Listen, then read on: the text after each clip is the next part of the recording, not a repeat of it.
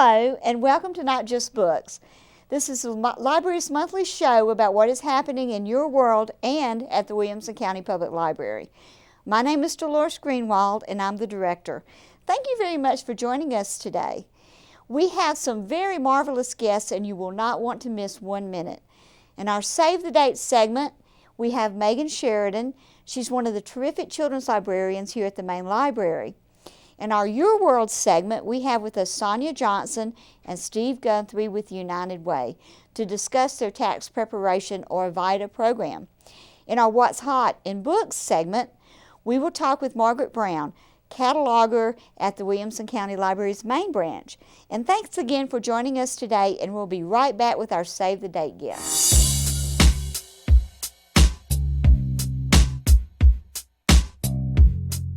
Where can I find out about the Venus flytrap? Where can I research information on my business competitors? What is the safety record on the car I want? Where can I research careers? Where? I'm all shook up. The Tennessee Electronic Library. That's where. And it's free to everyone in our state. Now go to your public library and find out how you can log on and get your password to a world of information just for living in our state. You can probably even figure out the password just by listening to my voice. I'm all shook up.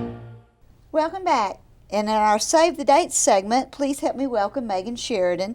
Megan is one of our outstanding children's librarians here at the Williamson County Public Library's main branch in Franklin. Megan, thanks for joining us today. Thank you. We're going to talk about story times a little bit that we have at the library, at the main library, and also at the branches. Mm-hmm. But we also get asked questions about when a child can receive their own library card. Right. So tell me a little bit about that. So children 4 years and up can get a library card. 4 years. And their parent or legal guardian has to be with them when they get the card at our circulation desk. Okay. So even little ones can get a card. Good, good. And also we're going to talk about what we call in the library world a read-aloud book. Right. Which is what we use at story time. So tell me a little bit about what you brought with you today, and what makes a good read-aloud book. Sure. What makes a good read-aloud book is interesting language, rhyming text, bright, colorful pictures. That's really important. And interaction is good, too. So if you get the kids to interact with the book, maybe audience participation, it helps them listen better. So I brought a couple books. I brought Jazz Baby, which is really cute, and it's a really good read aloud for snuggle bug time or baby time. It has really interesting language, and it's almost like you're singing while you're reading it, and the pictures are really big, and there's lots of fun sounds, so that's always really good. And sounds and rhyming, right, and that sort of thing are always good in read aloud. Yeah, books. Exactly. And Barnyard Dance, that is also a good one. It's good for toddlers because, again, it's kind of like you're almost singing while you're reading it. It has a good beat, and the pictures are really funny, and this author, Sinner Boyton's really great. So this is another favorite of mine that we use. And also, now, are these books that you or some of the other staff have used in story time specifically? I have, yeah, and probably other staff has too, but I know I've used this. So that's what you look for in a story time book, what makes a good read-aloud book for parents. And it's also important to read to your children at the very beginning. Definitely. And that helps create a love of reading for your child. It does. And bringing them to story time is a good routine to get into with that as well. It is. And tell us about the different story times and when we have them. Sure. So Tuesdays at 10 and 11:15 we have toddler time, and that's for little ones about 18 months to 3 years. And Wednesdays and Thursdays at 10 we have preschool time, and that's for little guys from age 3 to 5. And then once every month, it's the fourth Friday of every month, we have our Snugglebug time. So that's for the little ones, that's at 10. And now, what age group exactly for the Snugglebug? It's 0 to 18 months. So we have little babies and kids who can walk around. So that's really fun. Tell us a little bit about the story times, because not only do you read, right, you do other things as well. So tell us a little bit about that. Sure. We do read, and we do a lot of movement, singing, dancing. We have our little egg shakers that kids really like, and we have scarves. So we really do a lot of different things, and it's more than just reading, and it really gets kids into it. So what, for example, do you do with the scarves? Sure, so I usually use the scarves for baby time, and we have a cute little song. It's super easy, just bring the scarves up and down, around, things like that. And the babies absolutely love them. So it's easy, but it's really fun. Now, some story times even incorporate puppets. Right. And yeah. I have a little puppet I use for toddler time and baby time. We just like do a song, and it's really simple, but the kids love it. And it doesn't matter. You don't have to be a puppet expert. The kids just love. You don't have to sing well. You don't have to be perfect with the puppets. The kids just have a good time. Yeah, definitely. You don't have to be. They're just having fun no matter what you're doing. So. So how many kids do you usually have at your story times? So for toddler times, our first 10 a.m. story time, we could have anywhere from 15 to maybe 30 kids, and we can have maybe about 15 to 35 parents. So it just depends, but usually our 10 a.m. time is bigger. Yeah. And if a parent wants more information about our story times, what could they do? Sure, so you can visit our website, and we have all of our storytime information listed on the kids page. You can look at our calendar on the website, and parents or guardians can also sign up for weekly emails, so you'll get a lot of information about that. So lots of different ways you can get information. That's good information. We have on our e-blasts, as we call them, we not only have children's programs, but we have other things as well. And that's a popular service that we provide. Definitely. So, well, thank you so much for coming today, Thank Megan, you. Thank you. and enlightening us on story times. Sure. And please stay tuned with your World segment. We'll be right back.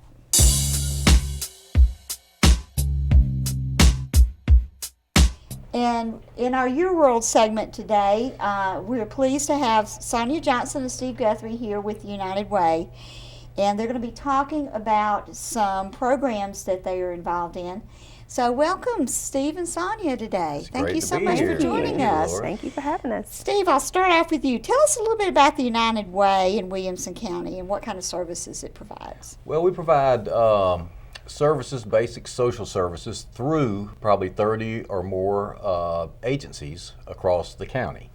And we try to separate those out into agencies that provide support with our health initiatives, income initiatives, and educational initiatives. And we sort of divide that out to where we have our agencies normally provide those type services in all those areas.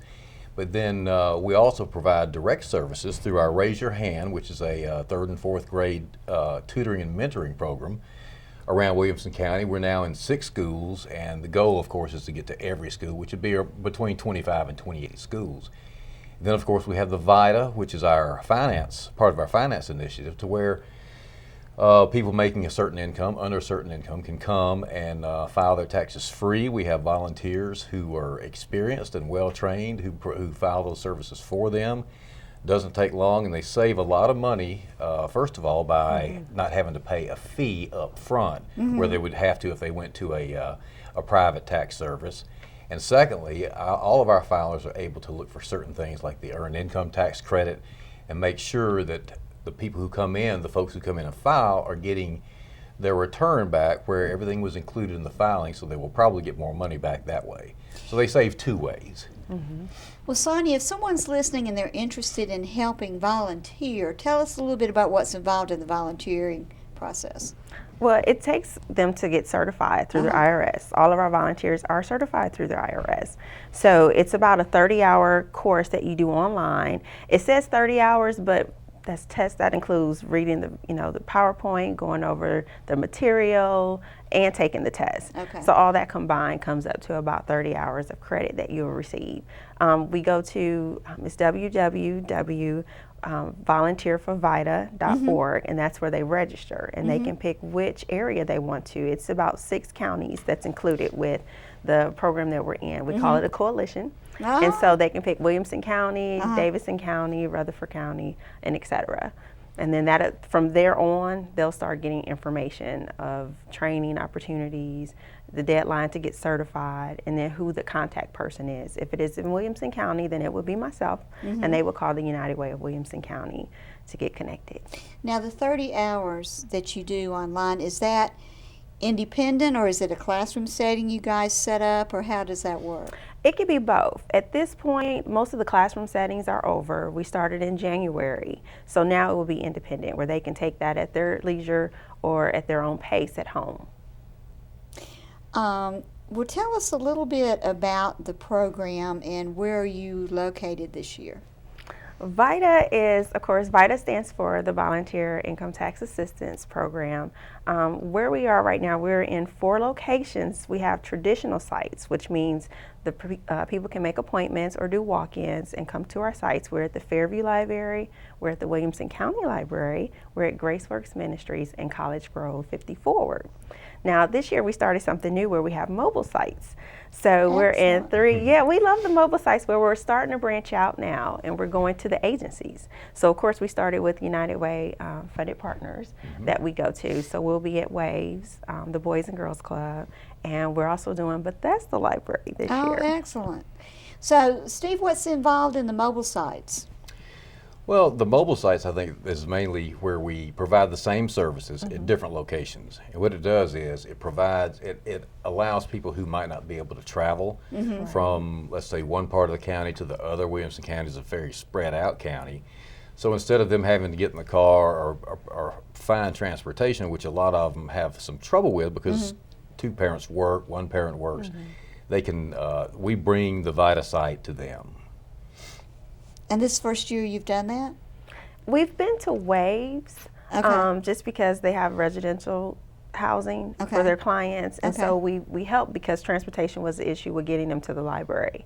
So that we kind of started with them, but this is the first year that we're officially calling it mobile sites, and that we're making official appointments. So great. It's really exciting because it helps the clientele that they can go get the services that they need in addition to getting their taxes prepared for free. Well, if someone is interested in getting help to prepare their taxes, what are some of the requirements? Well, we ask them first to make the appointment, and we do have a hotline, which is the 830-7940 number. Okay. That's the first thing. And so we'll ask them a list of questions for them to come in to get their taxes prepared. They'll need to bring their Social Security card and a photo ID.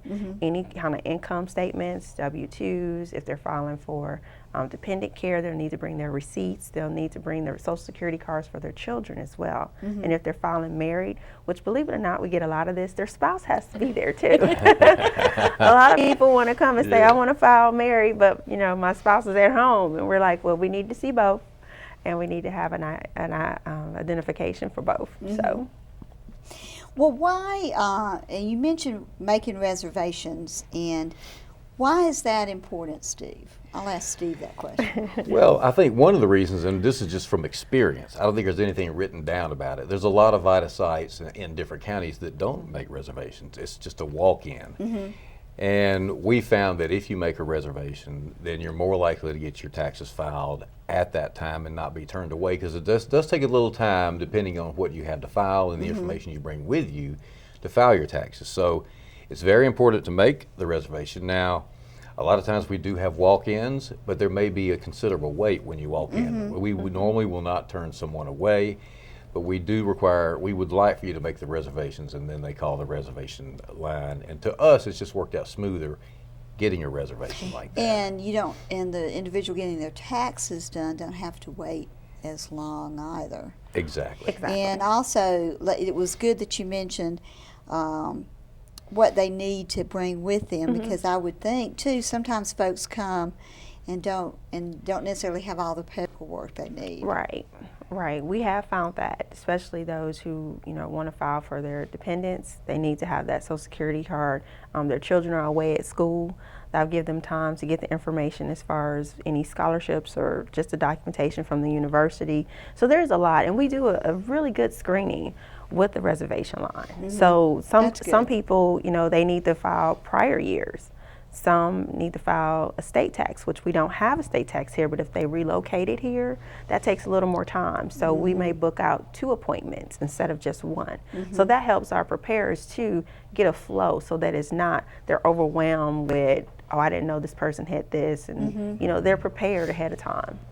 So it may take, and that's another thing that's good for someone to know too, if sometimes it may take 20 minutes, but if you're in a complicated situation, you've moved or what have you, it can take a lot longer than that. It can. We've had some go to 2 hours. Mm-hmm.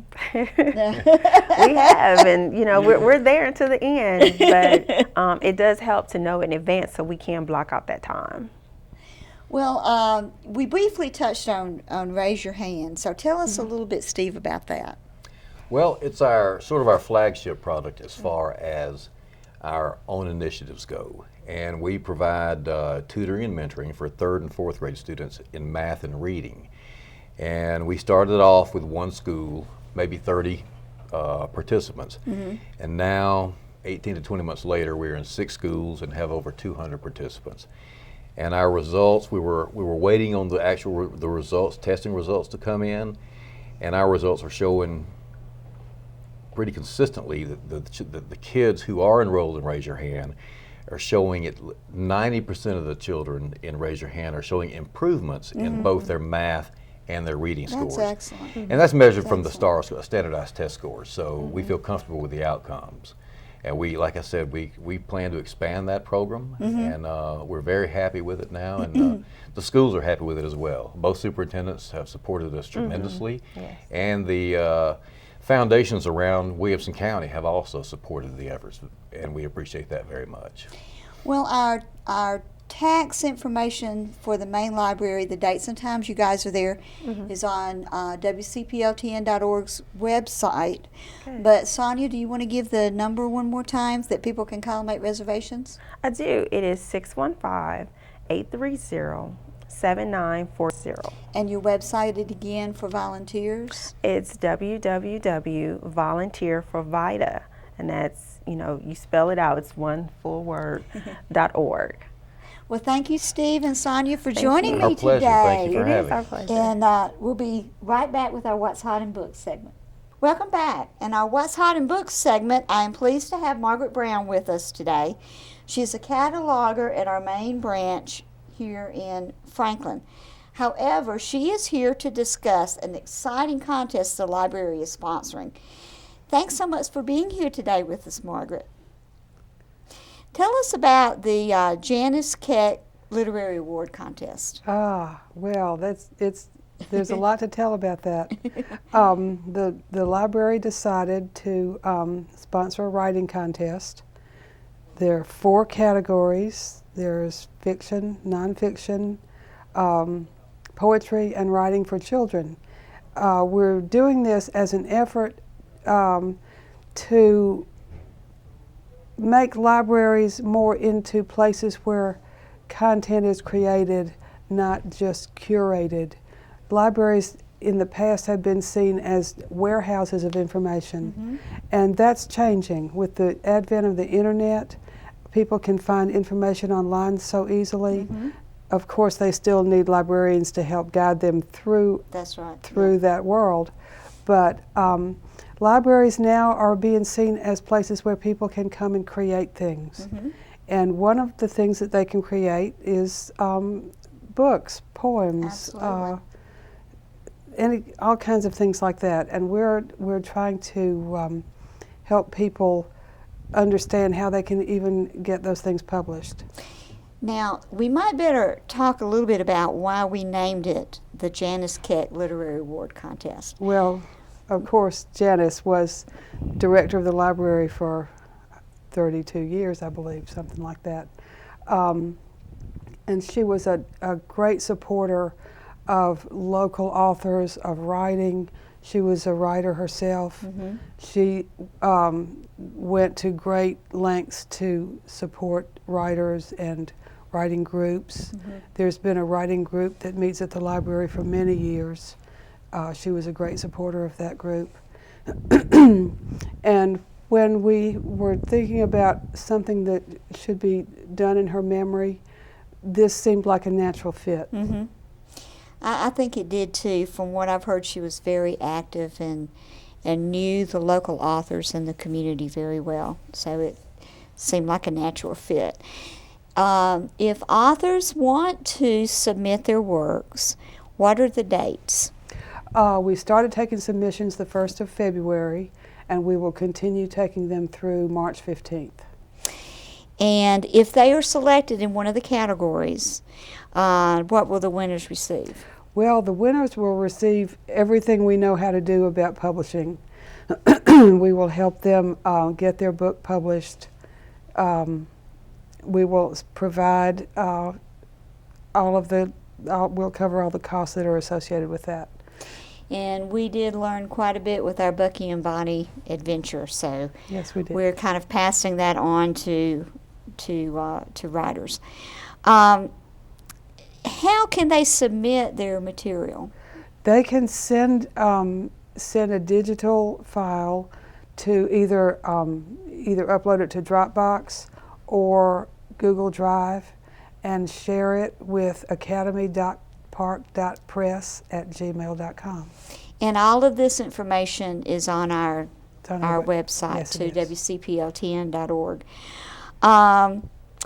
What are some of the guidelines? What do the writers have to, what's the criteria? I don't know that we've set anything in stone, really. We're pretty much open to whatever anybody wants to submit. It should be a book-length document. If it's a collection of poems, we'd like for there to be around 24, 25 poems. There can be illustrations in any of the categories. In the writing for children, we'll take anything from picture books to chapter books to writing for young adult. Seeing as this is the first year we've done this, we're learning as we go, and we're being very flexible. And how are these, I think we need to talk a little bit about how these submissions are reviewed. We have a committee of independent reviewers. They are not connected with the library in any way, completely independent. They are all published authors, all local authors, and they all have many years of experience in writing and in critiquing other writers' work. And there is a committee of those. Depending on the number of submissions we get, we may expand that committee. We just we don't know yet. Yeah, we've kind of started with a core group, and we can expand on this group if we need to. And what Margaret's role is kind of guiding them through the process. You want to talk a little bit about that? About the publishing process? Yes, we learned a lot about that when we did our Bucky and Bonnie book. We learned about ISBNs, International Standard Book Number. As a cataloger, I find those very, very important and very helpful. We have figured out how to have one of those assigned to each work, filing for the copyright, and the author will certainly own the copyright of these works. Barcodes, we've navigated the barcode process. We were not familiar with any of this at all when we started this process. We learned a lot. We did learn a lot, and we also talk a little bit about working with the committee. We realized that as we were guiding this committee through submission discussions and what have you, that we knew more really about what makes up a good book than we realized. Because we started talking about the matrix of how each reviewer is going to evaluate these works. Yes, It's very interesting. They will each have a score sheet, and with the various criteria on which each work should be reviewed, and they will assign a number to each of these categories, and then we'll come up with the highest number. Will probably turn out to be the one that's chosen. That's what we're thinking. Also, how will the winners be recognized besides receiving the prizes? Well, we hope to have some kind of reception to honor the winners when they're chosen, and then we think we'd like to have a launch party when the books are ready. Yeah, we don't quite know exactly how long this process is going to take when the winners will be selected, but we are hoping that maybe several different ways we'll be able to recognize them once they're selected. Is there anything else you want to say about the awards? Well, it's just it's interesting to see what submissions we've gotten already. We have no idea how many we'll get. That's right. We think that in the future, when people know about it and can plan ahead, we'll get more, but we're thinking that this year probably the work has already been written and just needs to be perhaps cleaned up and edited and then submitted. But we have no idea how many we'll get. It's very exciting to see what's come in already. Yeah. We have had a good many already. And I think we did take some people by surprise, so I do think you're correct in that probably the next year we'll have a few more. If there is someone that's needing some more information, has some questions, what's the way they can ask their questions? Well, they can email us. There's a link on the website, academy.park.press@gmail.com, or call the library, and somebody would be glad to talk to them about it. Yeah, there's a couple of us that are monitoring that email account, so if you have questions, we'll get back to you. So we're very excited about this. Yes, this is new. Something we've never done before. New territory. And thank you so much for joining us today and talking about it. Thank you for having me. And stay tuned. We'll be right back with our wrap-up.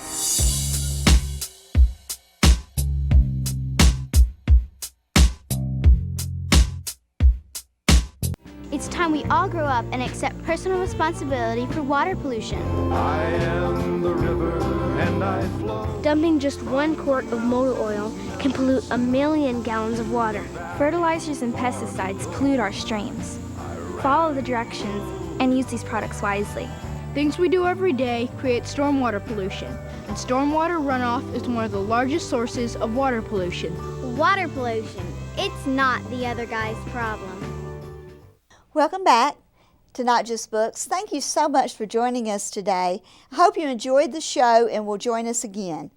Also, I'd like to thank our special guests, Sonya Johnson and Steve Guthrie with United Way, Megan Sheridan, Children's Librarian, Margaret Brown, and Cataloging Librarian. If you have any comments or suggestions for future programs, please contact me. The email address is notjustbooks@williamson-tn.org. You can also leave comments on the library's website, which is wcpltn.org. And until next time, explore your world and read.